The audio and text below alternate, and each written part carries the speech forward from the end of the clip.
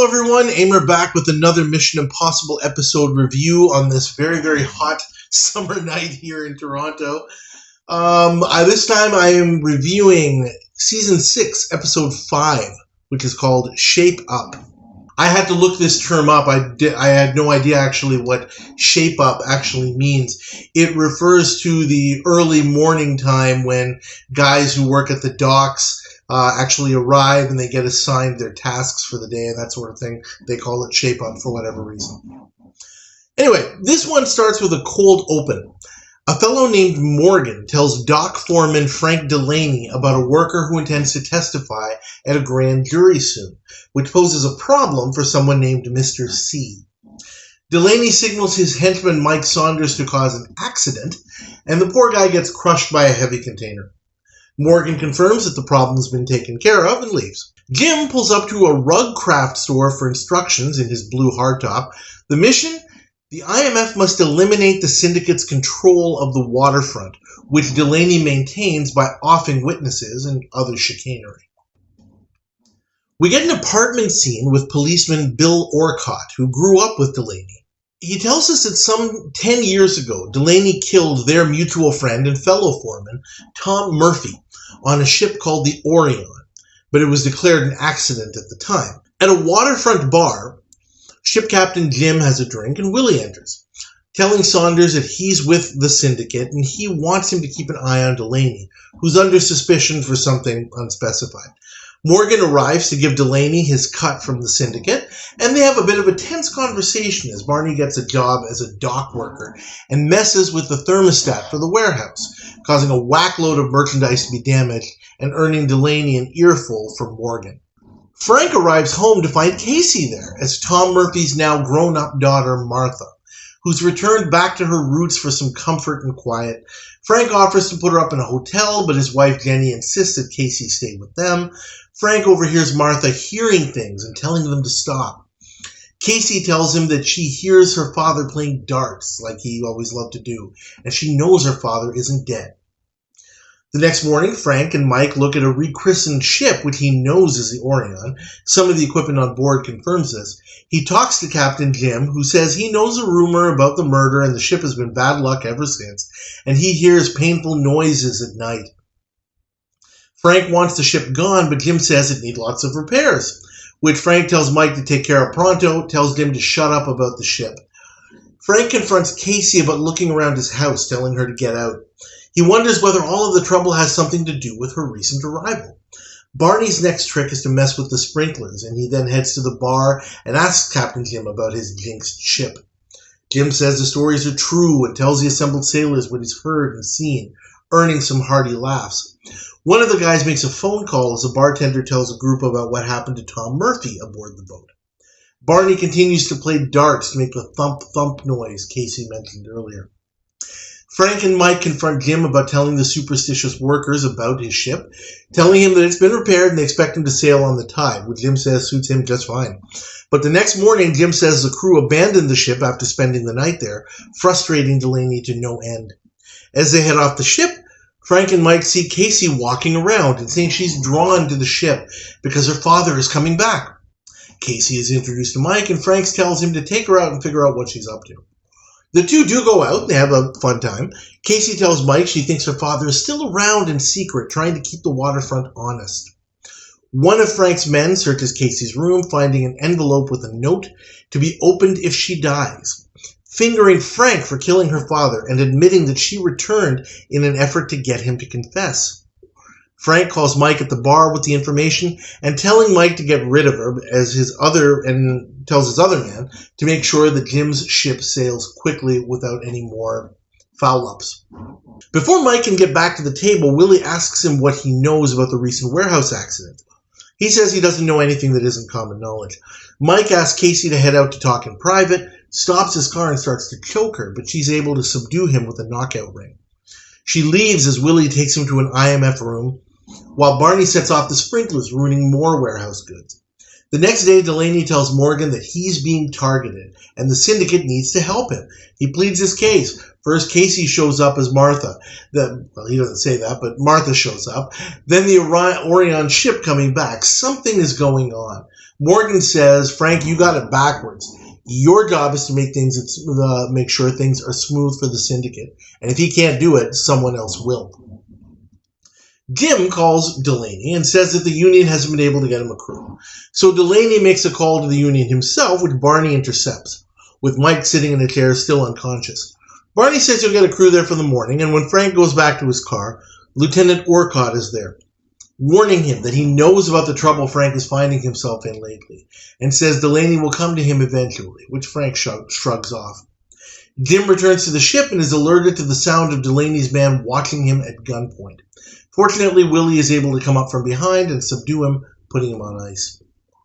Delaney comes to the ship in the early morning, calling out for Jim, and finds that Jim has hung himself. But of course, Jim sits up in the ambulance and removes whatever apparatus he used to keep from dying. Orcott tells Frank that the ship isn't going anywhere until the police can investigate, and Frank laments that there's no way he can keep the news from spreading around the dock. Barney tells Delaney he's leaving this crummy operation, and the morning news indicates that Martha Murphy is dead too. Mr. C tells Morgan to warn Delaney much more sternly to get his act together. Barney revives Mike and tells him he wants him to call Frank, showing him the headline about Martha, and saying he witnessed the murder, despite Mike's claim that he blacked out and doesn't remember anything. Mike refuses until Barney points a gun at him, telling Frank to meet him on the Orion in 10 minutes. Barney puts Mike in a storage closet and pretends to make a call to Morgan for Mike to overhear, indicating he'll hang Delaney the way he did to Captain Jim. Barney leaves once Mike figures out how to dislodge the closet's key, returning briefly so that Mike can shoot him and head off. Barney calls Morgan for real, telling him that Delaney just hung himself on the ship and he better go check it out. He then calls Mr. C, playing a tape of Frank's voice and demanding a meeting on the Orion. Frank comes to the Orion, seeing the noose still swinging, and Mike meets him there, telling him that Barney's behind what's happening on Morgan's orders. Morgan arrives and Frank promptly shoots him. Willie shows up and wants to know why the heck that happened, and Frank explains that Morgan was setting him up. Willie takes Mike aside. Frank sees Mr. C pull up, claiming, "What are you doing here? I didn't call you." Mr. C sees Morgan's body, and Frank tells him about what's happened and goes to show him the noose, which is suddenly not there, and neither are Willie or Mike. Mr. C, of course, doesn't know anything about Willie, and then suddenly a very alive Captain Jim shows up, saying he's expecting a crew this afternoon and thanks Frank for all he's done. Mr. C tells Frank the whole thing has become quite clear.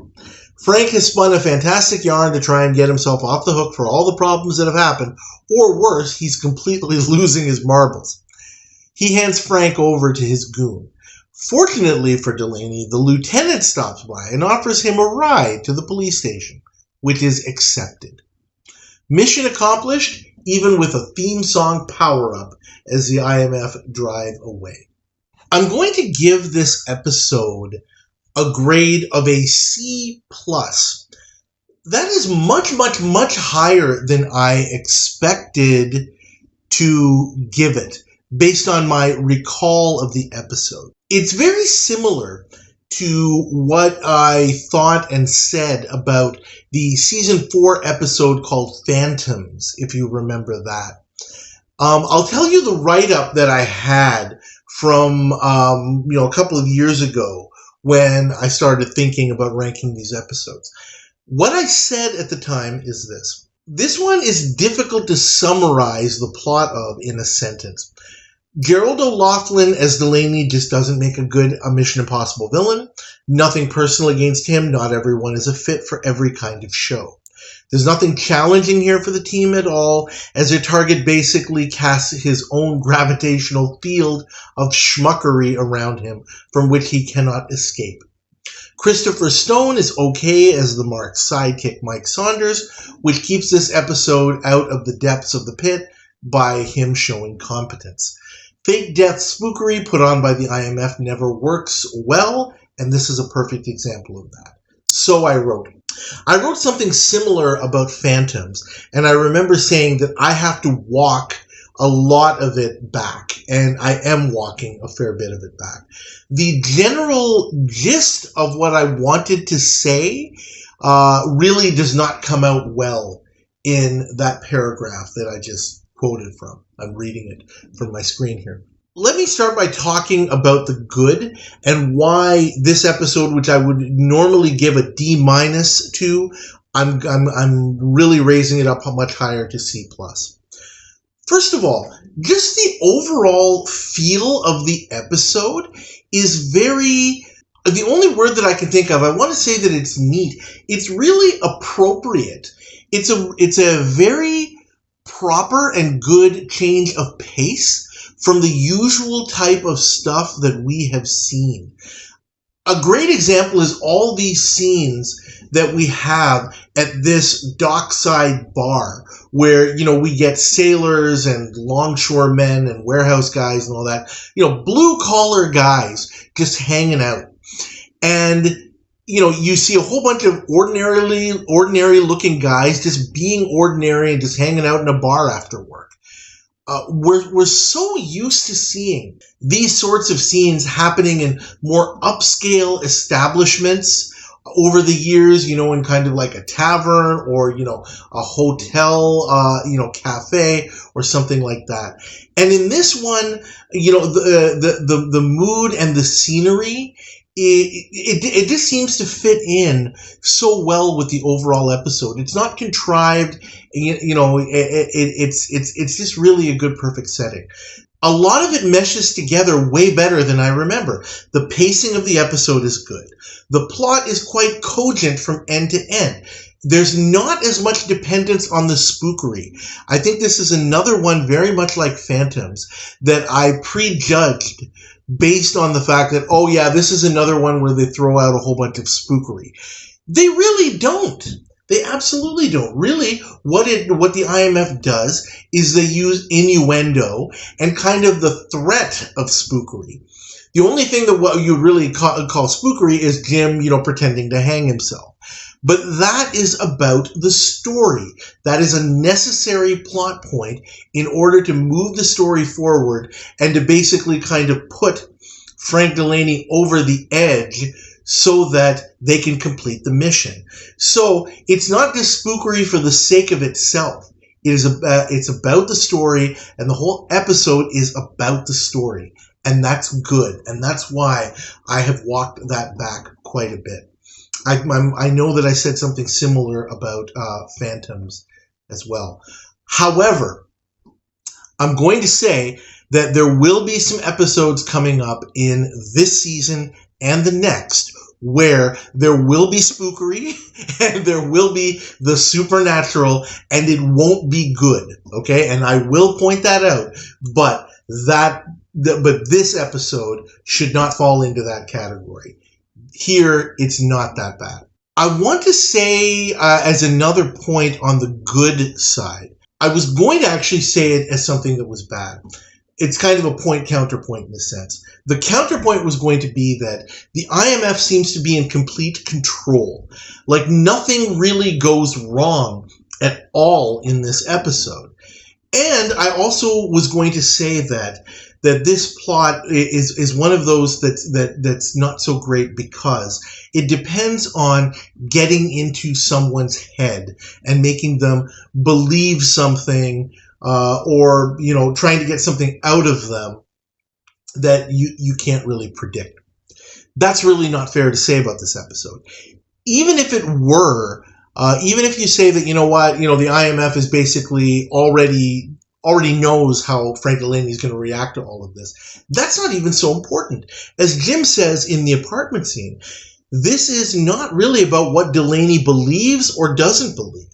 It's more about him looking bad to the syndicate guys. All the IMF really has to do is make Delaney believe that, hey, look, Mr. C is not happy, and you know what? It really doesn't matter what excuse you try to give him.